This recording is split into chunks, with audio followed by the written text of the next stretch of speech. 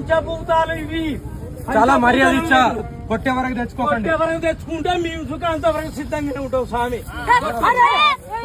నన్ను కొడతావా? నన్ను కొడతావా?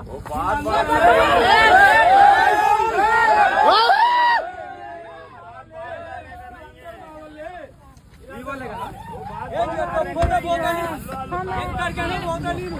వీళ్ళందరినీ కాదని ఎక్కడికైనా పోతా. పోసుకో పోసుకో.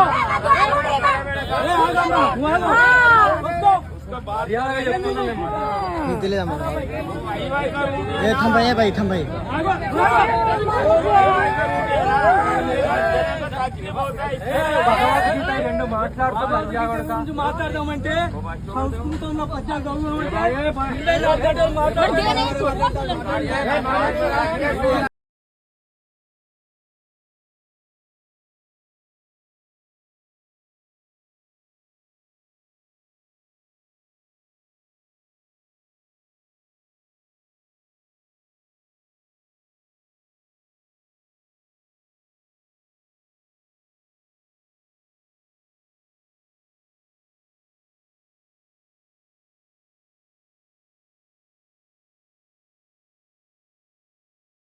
రెండో కన్ఫ్యూజ్ అవుతుంది. తీసుకెళ్ళు వాళ్ళ దగ్గర పెట్టుకొని పనిచేయండి. తమాషాలు ఆడుతున్నారు. గవర్నమెంట్లో కూడా ఉండేవాళ్ళు మరి పని చేస్తున్నారు. వారసత్వంగా వచ్చాయి మాకు ఇవన్నీ. తొలి రోజు వస్తే కమ్మోడు కూడా పనిచేయాల, రూములు పనిచేయాల, ఏసీలు పనిచేసే పరిస్థితి లేదు. ఇక్కడ ఎవడో పట్టించుకున్న నాదుడు కనపడలేదు. కాగా అట్లా తయారైపోయారు. మన రూమ్లో కూడా ఏం పని చేయకుండా ఉండే పరిస్థితి వచ్చేసింది. ఆ రూమ్కి ఎవరు వచ్చినట్టు లేరు. వీళ్ళకందరికీ ఇంకా పాత వాసన అట్నే ఉంది.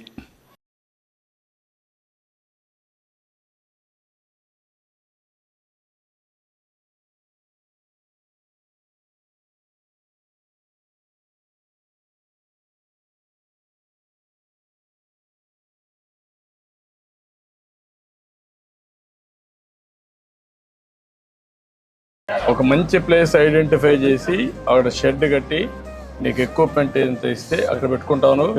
చేయగలుగుతాను. మీరు ఏం చేయగలుగుతారో వర్కౌట్ చేయండి. దానిపైన ఏం చేయండి సరిపోతుంది. నాకు వీళ్ళని సెటిల్ చేయాలి. ఓకే, మనం చేస్తాం.